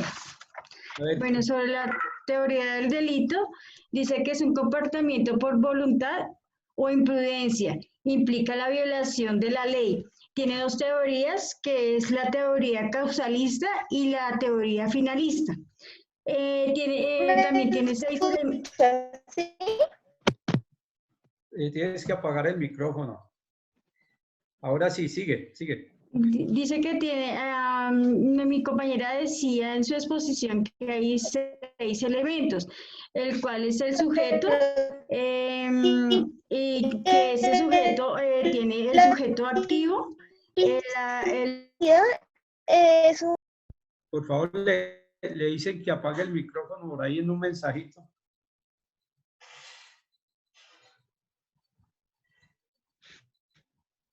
¿Ya? Sigue. ¿Ya? Está la acción u omisión, la tipicidad, la antejurídica, la culpabilidad y la penalidad. Lo que le estuve pendiente de que dijo mi compañero. Muy bien. ¿Quién quiere hablar? Desde el doctor. Yo, No, Erika profe. Real P. Yo, A ver, Erika. Bueno, respecto a lo que dijo mi compañera sobre teoría del delito, dice que es un comportamiento por propia voluntad o prudencia. También ¿Señor? Sigue. Está bien. ¿Me escucha? Perfecto. Que la teoría empieza y pone elementos que son teoría causalicita, que viene siendo como movimiento voluntario, teoría finalista, que es la que se rige por cualquier voluntad y no se tiene en cuenta. También nos hablaba de la teoría del de la imputación. También nos decía que se dividía la teoría del delito y se dividía en 6, que era el sujeto, que estaba también dividido por sujeto activo o pasivo. El activo era delito pues penal y pues pasivo que sufre lo que es el delito. Nos hablaba también la segunda, que era la acción o omisión, que era la conducta en la que se da una conducta por actuación.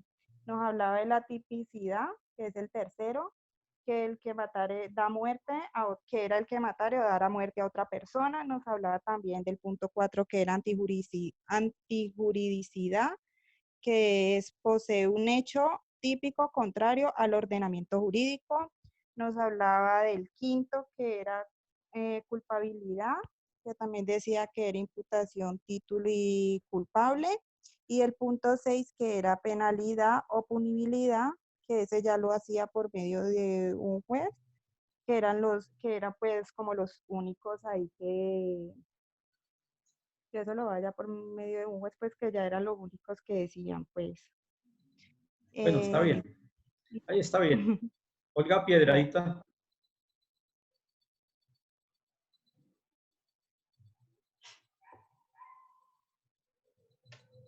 Olga Piedradita. ¿Qué entendiste de lo que es la teoría del delito? No te escuchamos. Nada. Never.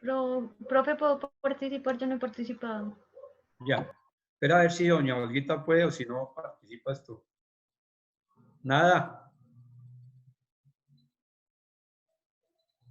No. Toca más tardecito, doña Olga. ¿Listo? No se pudo. Sigue, ahora sí. ¿Querías participar? Bueno, con mayor le cuesta, profe. Yo anoté que la teoría del delito, el delito primero es una conducta propia de la voluntad y que vulnera las normas. Que la teoría del delito es que pieza a pieza elabora el concepto básico. Tiene dos teorías, la teoría causalista del delito, la teoría finalista del delito. También está la teoría de la imputación y tiene 6 elementos. El sujeto, y es sujeto activo o sujeto pasivo. 2 es la acción o la omisión. 3, la tipicidad. 4, la antijuricidad. 5, la culpabilidad. Y 6, la punibilidad, que es la imposición de una pena que solamente la puede imponer un juez. Bien, muy bien. O sea, dime, ¿alguien iba a hablar? Sí, es que yo no he participado, Joana Higuera, y me está molestando el internet, entonces sí puedo participar ya antes de Joana que... y después Julio Pacalagua. ¿Listo? Gracias, doctor. Yo alcancé a apuntar, bueno, la teoría del delito es conducta propia de la voluntad, habla, dice que los principios esenciales comunes a las formas del delito. Habla de la teoría causalista y finalista y la teoría de imputación. Esa tiene 6 elementos. Está el sujeto, que va del activo, que es quien comete el delito, y el pasivo, quien sufre el delito. Segundo es acción o omisión, que es la conducta, abstención de acción, la tipicidad, la antijuridicidad, la culpabilidad y la punibilidad. Y que un acto es punible cuando es culpable y antijurídico. Bien. Está bien. ¿Quién es el que sigue? Julio Pacalagua, doctor. Y después Yude Paola Valle. La teoría del delito nos dice que la dogmática penal nos plantea que el delito es una conducta típica, antijurídica y culpable. En esta conducta podemos encontrar los elementos que es la conducta. Estos son los hechos punibles, no pueden ser otra cosa que conducta humana. Dice que la tipicidad, que lo preguntaba el profesor, que es el delito, solo puede ser una conducta que se responde con el tipo penal claramente formulado. Y sigue la antijurídica, significa contradicción con el derecho y el ordenamiento jurídico. Y la culpabilidad, la conducta que debe reprochar jurídicamente el sujeto por no haber hecho lo que debía hacer. Muy bien. Ahora la doctora Paola. ¿Cuándo una conducta es típica, antijurídica y culpable? ¿Cómo, profe? No lo escuché bien. ¿Cuándo una conducta es típica, antijurídica y culpable?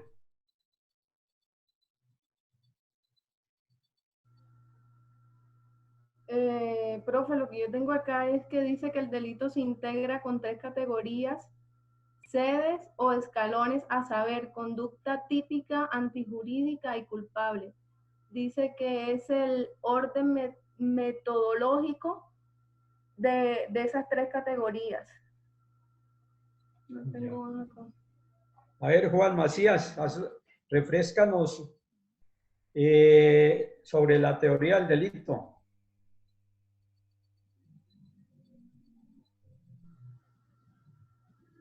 Juan. Aló.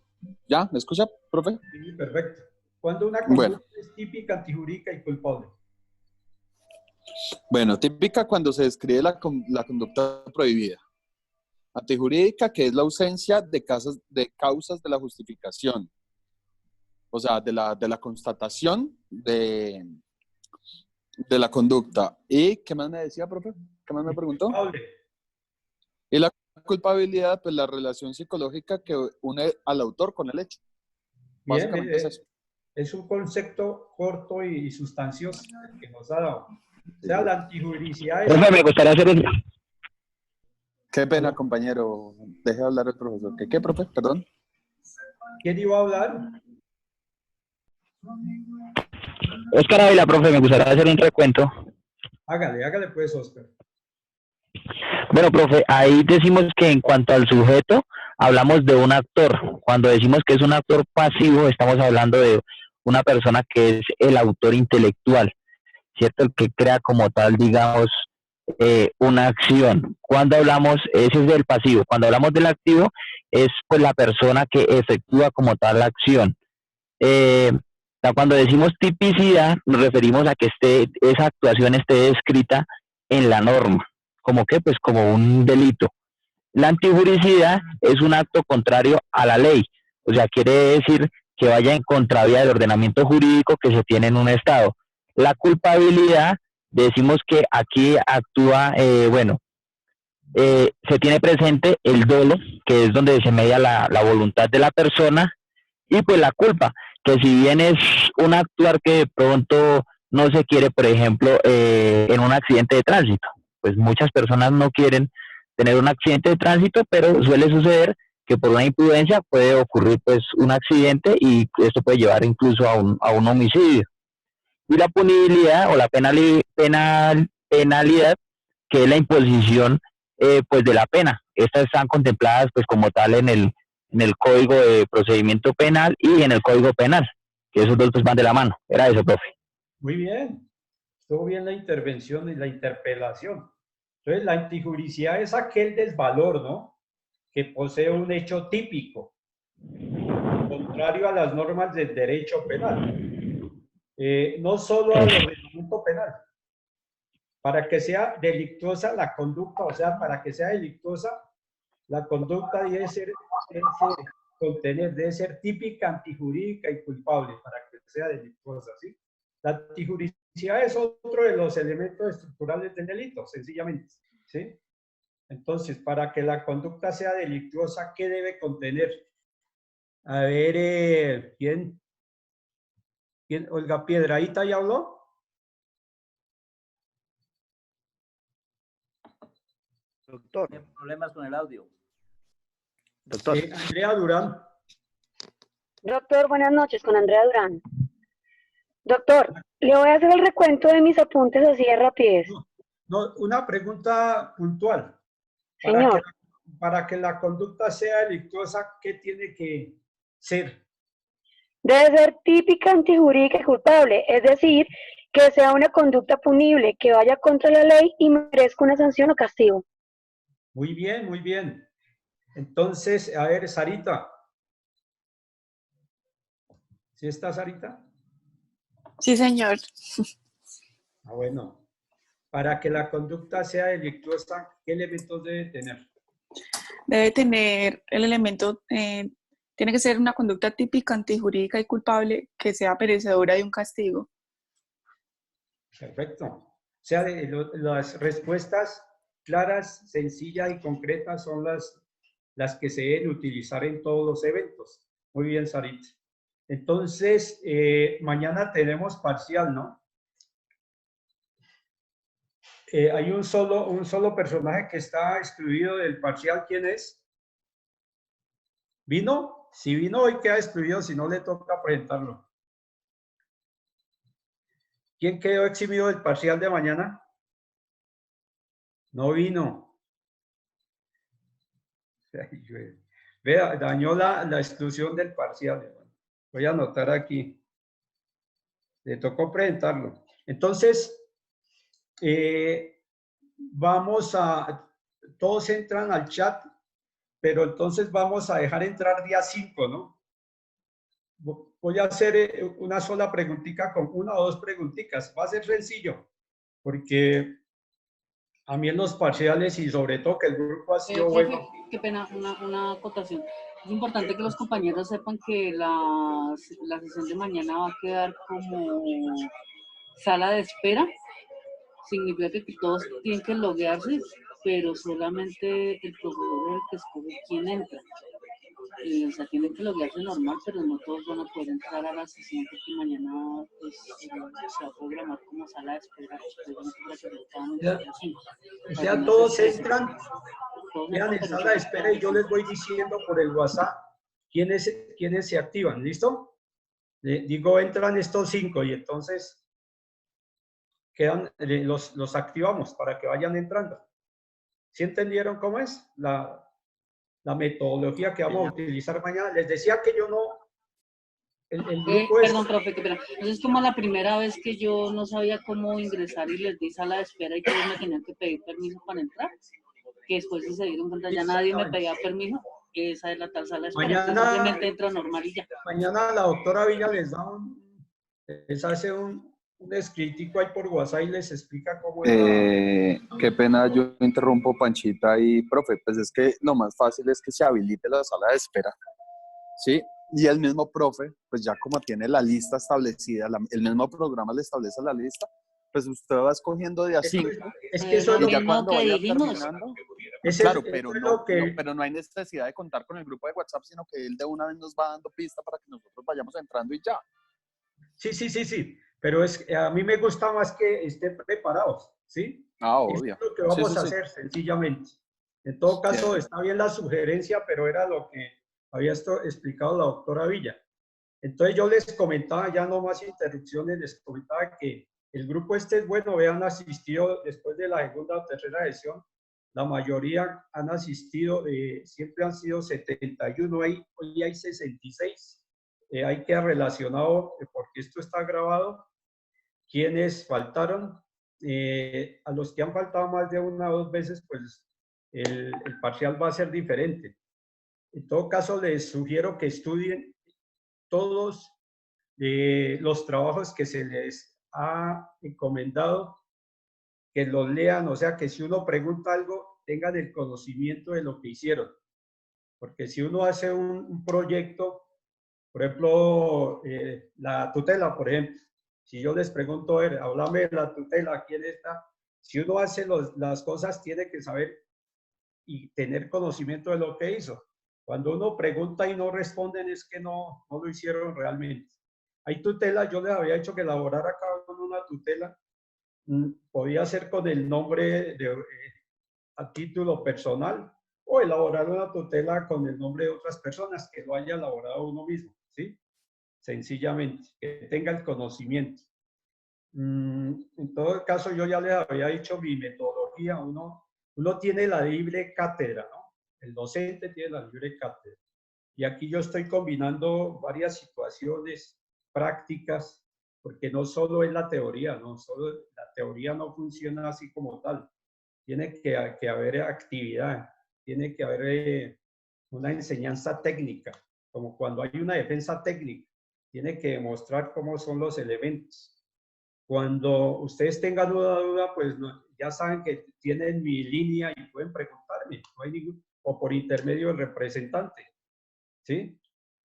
Al grupo le aconsejo pues ser más unidos, proyectar bien las cosas. Los abogados, y ustedes son un proyecto ya de abogados, ya van a puertas del 5º semestre, tienen que agotar unas vías para todas las situaciones.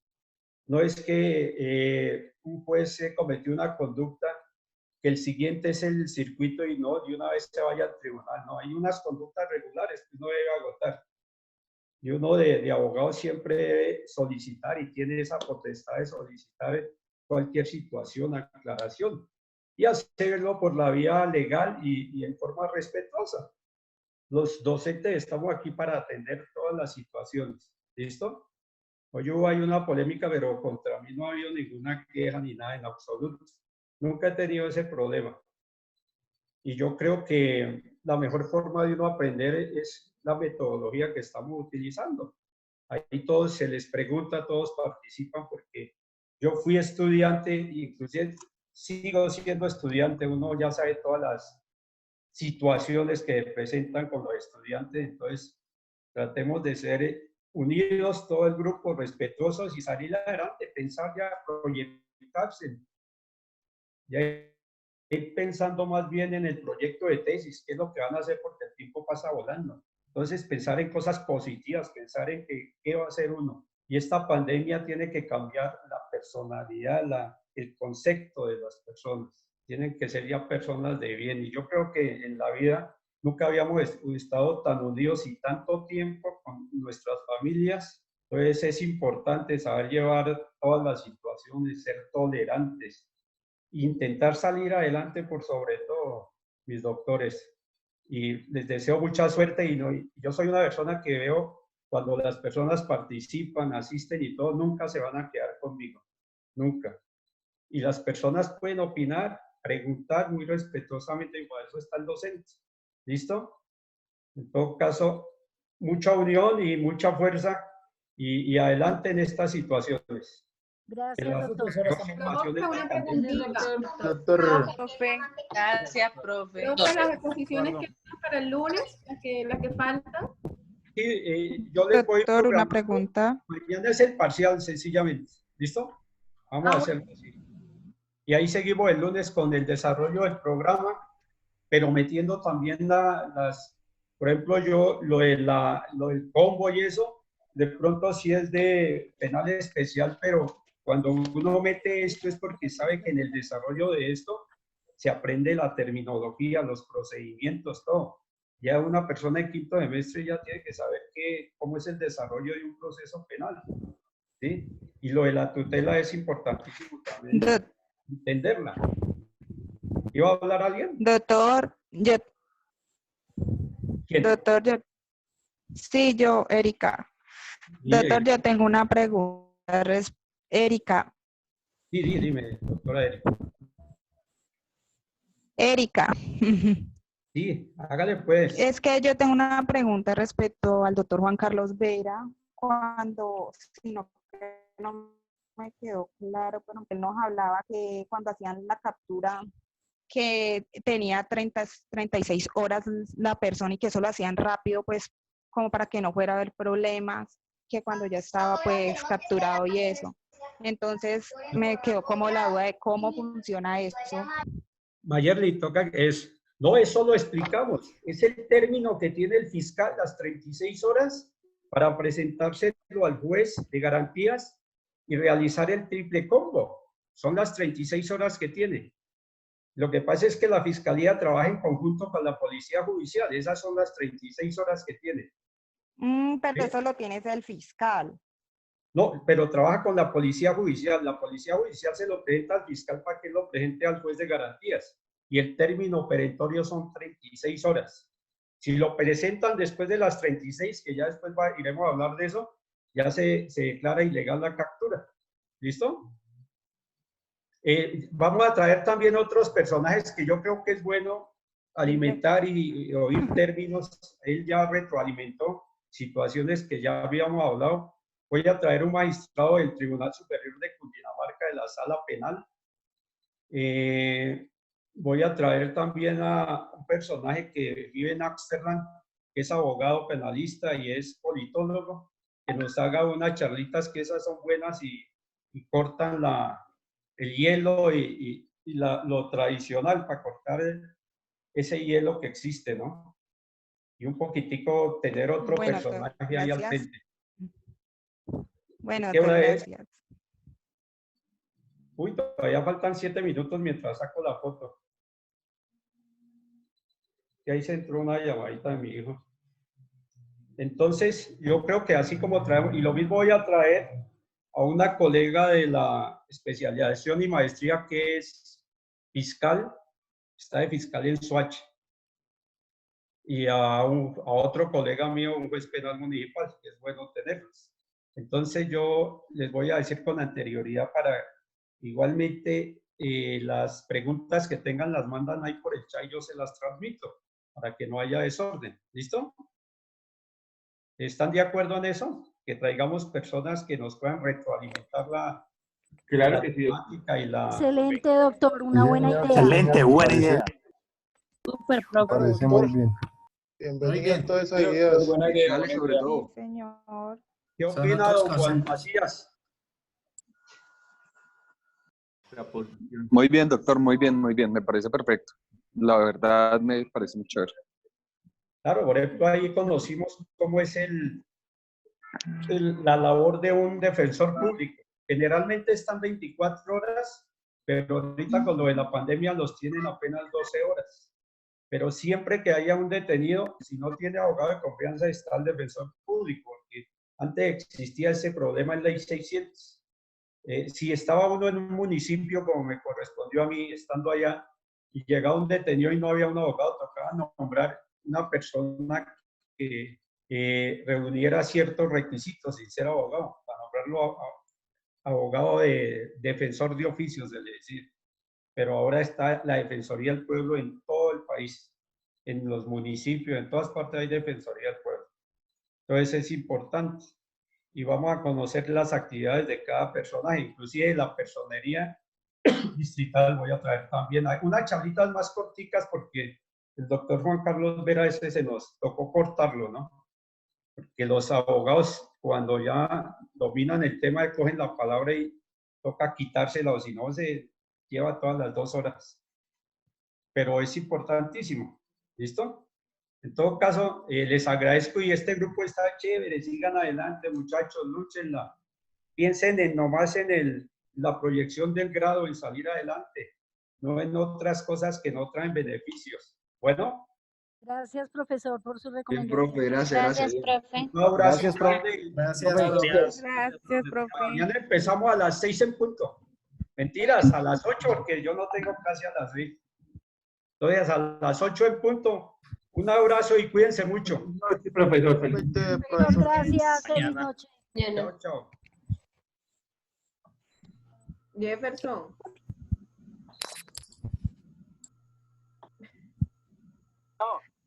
Oye, van como 3 veces que te marco al micro y no contestas. Tu casa está rodeada. Espérate, carnal. Hermano Cayo, la ley está rodeada tu casa.